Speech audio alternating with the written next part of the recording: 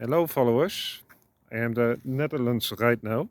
As you can see, in a beautiful place. It's called the Veluwe. I post this new video because I want to share with you my newest project I made. The reason why I came back to Holland, also because of earning money. But I made this old garage, what was not in use. And this couple wanted to make a child's playroom for the 2 children they have. So I made a new floor of concrete. I did the walls, placed a new door, 3 doors of glass, and those plastic window. It's not completely finished yet because the ledlights also must be placed in the ventilators, 2 of them, on the ceiling.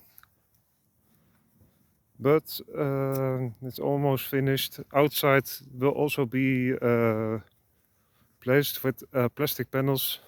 It will be really beautiful, gray color. So I will place later the second part, so you can enjoy the finishing project.